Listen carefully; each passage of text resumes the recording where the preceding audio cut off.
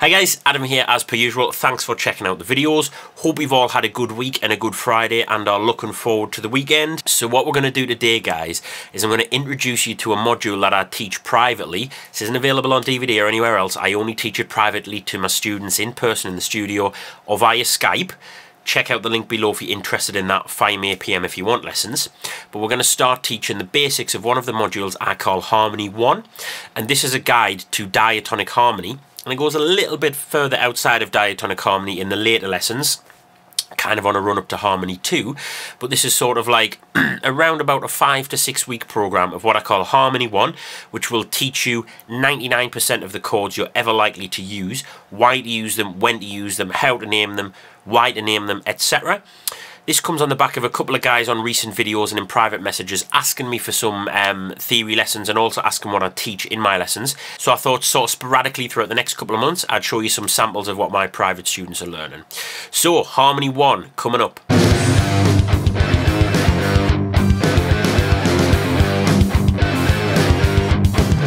Alright guys, Harmony 1. Now as I said in the intro, Harmony 1 is a kind of 5 to 6 week sort of induction into harmony. And what we're going to look at in this first lesson is we're just going to look at basic diatonic triads, what they are, why they are, etc.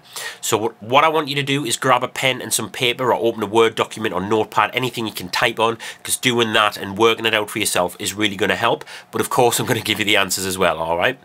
So we're going to do this in the key of G major, nice guitar friendly key. So work out the key of G major first of all.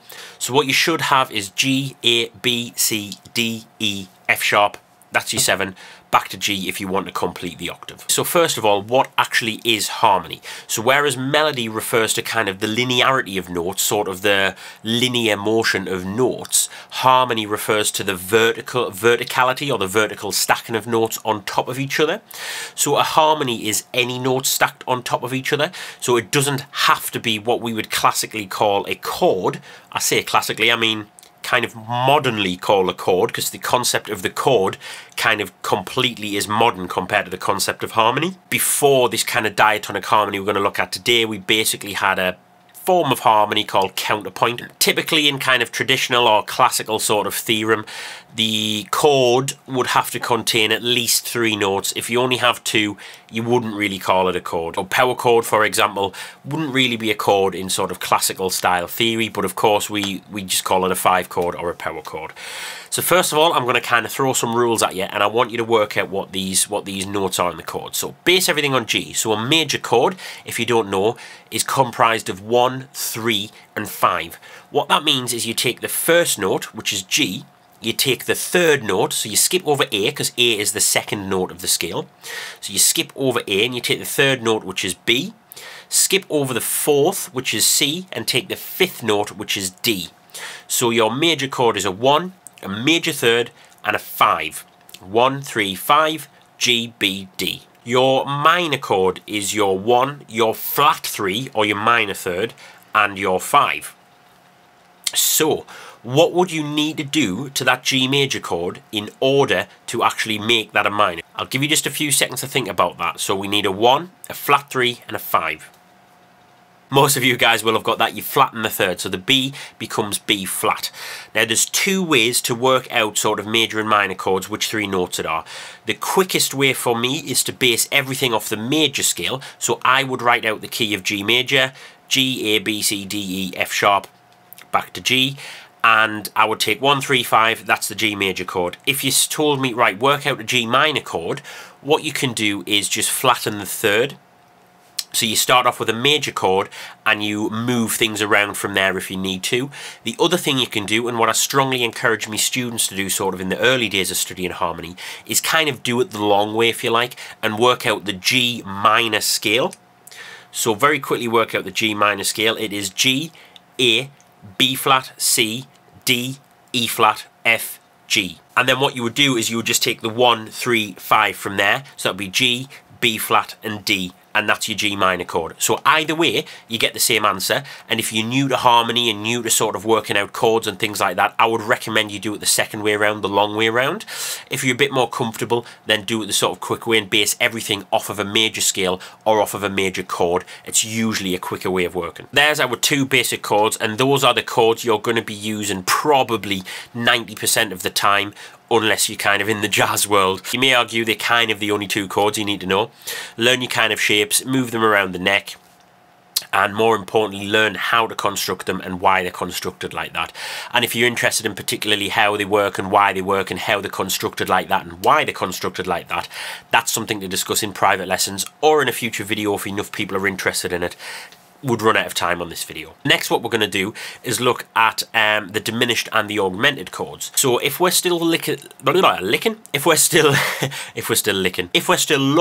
at our chords at the minute of being based on a 1, 3, 5, because the majority of our chords that we're going to be studying for the rest of eternity are based on 1, 3, 5. Think about in terms of the English word diminished. To diminish means to make smaller. So using just your 1, your 3 and your 5, how can you make that harmony as small as possible? Pause the video here, see what answer you can come up with, and then unpause it in just a sec if you think you know the answer or you can't work it out. Welcome back for those who actually paused it. So what you would do to diminish a chord is make it as small as possible in a 1, 3, 5 situation. So you would have a 1, a flat 3 and a flat 5. That's kind of as flat as you can make a 1, 3, 5 chord, or as small as you can make a 1, 3, 5 chord. Base it off your G major again. So G, B, D. Now we need a flat 3, G, B flat, and we need to flatten the 5, D flat. G, B flat, D flat. That's the G diminished chord. If you're interested in sort of how to use it and why, again, that's something for future lessons or for private lessons between me and yourself. Opposite of the diminished chord is the augmented chord. So again, think about in English, to augment generally means to make bigger. So how big can you make a 1, 3, 5? Pause the video, see what you come up with. What have you guys come up with? Type your answers below as well. Let me know how well you're doing sort of this far. So how do you make 1, 3 and 5 as big as possible? The answer, of course, is opposite to diminished. It's to sharpen. But if you guys said 1, sharp 3, sharp 5, you'd be wrong. The reason being is there's no such thing, really, as a sharp 3. A sharp 3 would always be some kind of 4. So you'd have your 1, your 3rd, your major 3rd, and your sharp 5. That's as big as you can possibly make it. So go back to your G major chord, G, B, D. How do you turn that augmented? G, B, D sharp. So those are the 4 basic triadic shapes that you can come up with. Post below, let me know sort of how well you did. Are you interested in learning about sort of why they're built up like this, how to sort of make them in different keys, when to use the different chords, what scales to use over those chords, etc. That's probably best for private lessons between me and yourself, or you and another teacher. If you already have a teacher and you want to know how do I use the augmented chord musically and what scales and modes would I use over it, take that information to your teacher and ask them to sort of show you. They'll be able to tell you exactly which scales work and why and how it all fits together harmonically and melodically. If you don't have a teacher and you're interested in learning more about harmony or anything that I basically teach, anything to do with guitar, or mainly music theory, music analysis and music composition, which are kind of the holy trinity for me. You can teach yourself guitar, but it's really tricky to teach yourself music theory, music analysis and music composition. Those are the sort of holy trinity of being a fantastic musician, and then you can drill your technique and play guitar all day at home, you know. If you're interested in taking lessons, fire me an email, adam@adamironside.com, PM me on here or Facebook. I'll put links to my website, adamironside.com, etc. below. Let me know if you guys enjoyed this kind of theory. Hopefully the guys who were asking me in private messaging on the video comments found it useful and this answers some of your questions. In future videos, we may look at other kind of forms of triads, such as the sus chords. Something that we haven't got time for in this video. Sus chords are really cool. So let me know below if you'd like to see that in a future video. Have a great weekend, guys. Get working on your harmony. Go back through this video and watch it again, because it's a lot of information to take in. And when I'm talking about G major, maybe try and work it out in a different key instead. Have a great weekend. Take it easy.